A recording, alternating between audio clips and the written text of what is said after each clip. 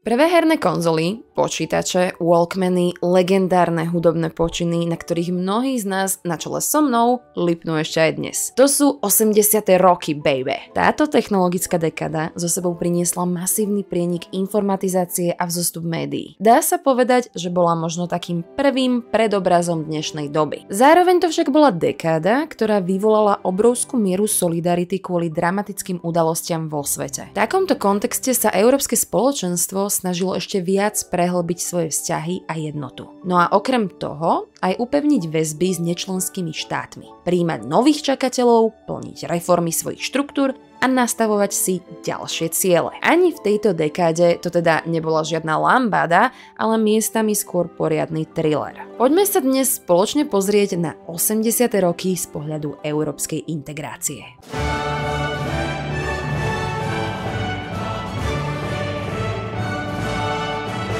Prvé rozšírenie európskych spoločenstiev sa odstupom času javilo ako pozitívna skúsenosť. A to aj napriek tomu, že to so sebou prinieslo rad nových problémov a úloh. Od okamihu rozšírenia severným smerom bolo spoločenstvo konfrontované s tým, že o členstvo žiadali ďalšie krajiny. V rade ako na koncert Michaela Jacksona nedočkavo stáli Gréci, Portugalci a Španieli. Možné rozšírenie južným smerom si však už vyžadovalo určité prehodnotenie politického rozmeru prijímania.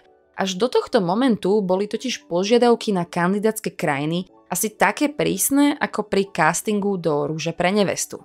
Zakladajúce zmluvy ich totižto nijak nešpecifikovali. Inými slovami, neexistovala žiadna formálna podmienka, ktorá by bránila kandidovať ľubovoľnej krajine. Teda samozrejme okrem príslušnosti krajiny k európskemu teritóriu. V súvislosti s prijatím krajín Stredomoria sa však táto skutočnosť začala meniť. V spoločenstve si uvedomili, že to predsa nie je len tak, ako keď priberiete nových kamošov na crossfit. Prijímanie kandidátskych štátov už viac nebolo záležitosťou iba ekonomických ukazovateľov.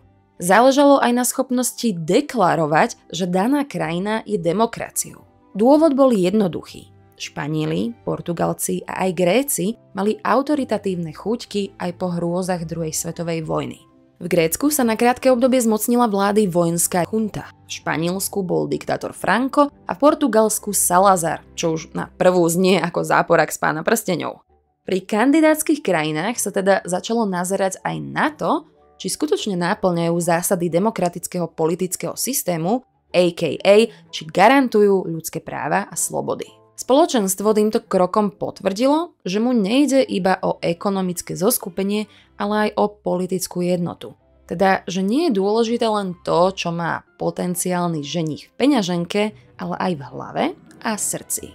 Španielsku, Portugalsku a Grécku sa uprostred 70. rokov napokon podarilo zbaviť autoritatívnych režimov a vytvoriť fungujúce demokracie. Ich prijatie mohlo teoreticky opäť posilniť hospodársku heterogenitu spoločenstva, ale zároveň oddialiť prehlbenie integrácie. A keďže to boli krajiny s nižšími hospodárskymi výsledkami, bola by to aj významná finančná záťaž. Pred spoločenstvom tak stála taká menšia Sofína voľba.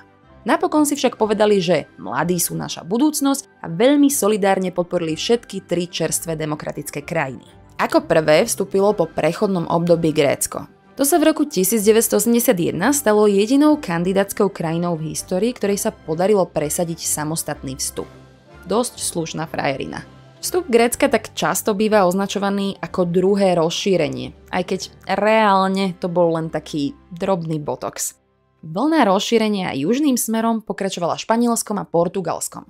Keďže Španieli vyvážali obrovské množstvo svojej poľnohospodárskej produkcie do Veľkej Británie, prirodzene chceli do spoločenstva patriť čím skôr.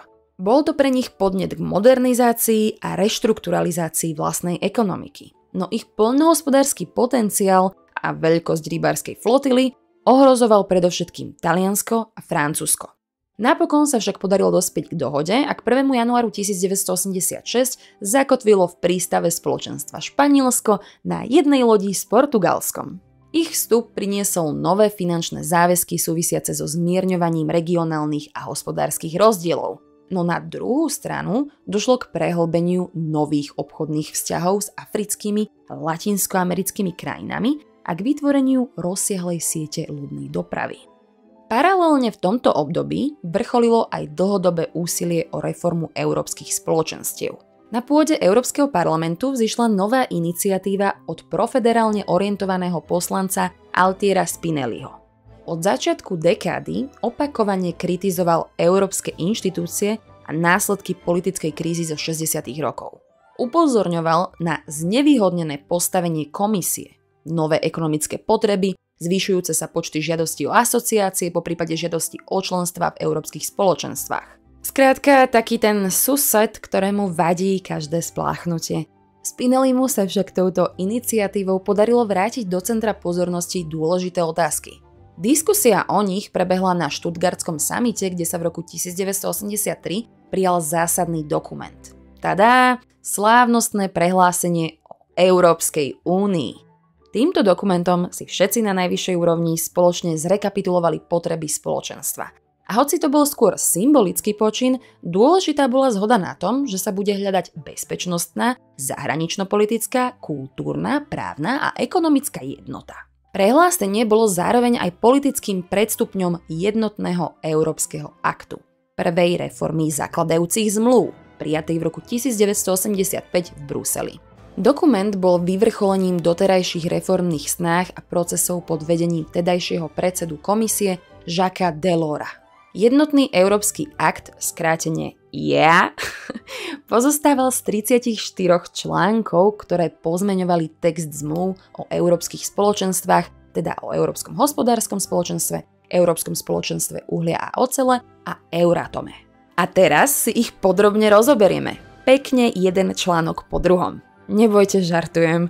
Najdôležitejšími zmenami bolo zakotvenie inštitúcie Európskej rady do primárneho práva európskych spoločenstiev, pravidelne sa schádzajúce samity a posilnenie Európskeho parlamentu.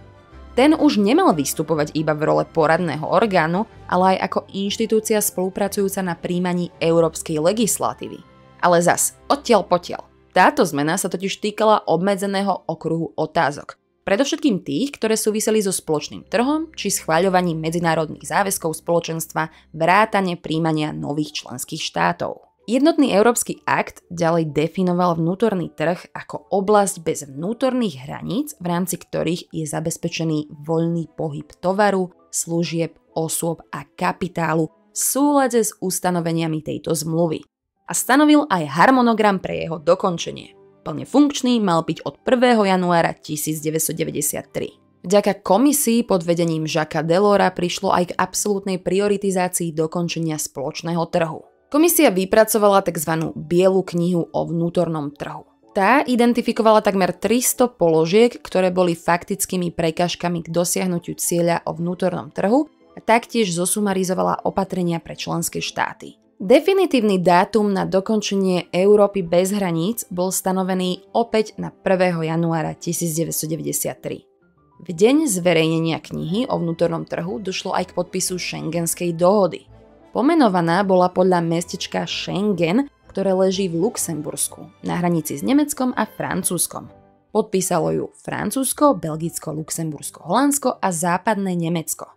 Dohodou sa zaviazali k zjednodušeniu hraničných kontrol, plánu úplne ich odstrániť a k výraznejšiemu zabezpečeniu vonkajších hraníc. Schengenská dohoda bola ešte v roku 1985 obmedzenou iba na uvedenú skupinu štátov.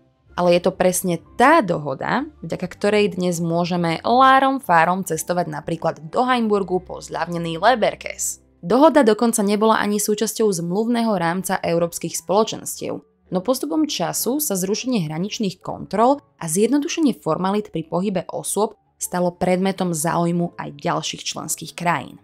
Agenda Schengenu sa stala natoľko konsenzuálnou, že začiatkom 90. rokov tvorila jeden z hlavných pilierov ďalšieho rozvoja spoločenstva. Spomínaný šéf komisie bol naozaj akčný chlapík, pretože následne inicioval aj tzv. Delorovú správu. To je aká náhoda, že sa tá správa volá rovnako ako on, ale k veci. Išlo o dokument, ktorý predpokladal zavedenie spoločnej európskej meny v 3 štádiách. V prvom období sa malo celé spoločenstvo zamerať na konvergenciu ekonomik členských krajín a na prehlbenie spolupráce v oblasti menovej a hospodárskej politiky. V druhom štádiu správa plánovala legislatívne zmeny a prijatie opatrení, ktoré by umožnili ustanoviť Európsku centrálnu banku. No a v poslednom štádiu malo dôjsť k fixovaniu zmenných kurzov a zavedeniu jednotnej meny. Voči tomuto novému rozmeru integrácie mali výhrady iba Briti, ktorí si ani dnes nevedia predstaviť, že by za tie svoje octové čipsy nemohli platiť papierikom s kráľovnou. Britská premiérka Margaret Thatcherová bola presvedčená, že dovtedajšia miera integrácie je postačujúca a posunom zjednotenia ďalších oblastí by sa porušovala suverenita členských štátov. V závere 80. rokov sa preto začalo s novou intenzitou diskutovať aj o tom, aké bude ďalšie smerovanie európskeho integračného procesu. No a v samotnom závere dekády prišla úplne nová, nepoznaná výzva. Rok 1989 so sebou priniesol pád Berlínskeho múru, rozpad komunistických systémov v krajinách strednej a východnej Európy a zmenu ich vnútropolitickej situácie. Toto všetko viedlo k diskusii nielen o samotnom zjednotení Nemecka, ale aj o budúcnosti ostatných krajín Ostbloku. Tie sa stali odrazu slobodnými a mali tiež morálne právo usilovať sa o členstvo v inštitúciách Západu. Nebola to však jednoduchá výzva.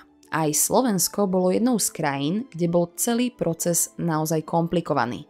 Ale o tom si povieme viac v posledných 2 dieloch histórie Európskej únie inak. Na teraz sa s vami lúčim, určite si pozrite aj predchádzajúce diely tejto série a na záver nezabudnite, ak sa vám toto video páčilo, tak pomôžte tomuto kanálu rásť a vidíme sa na budúce.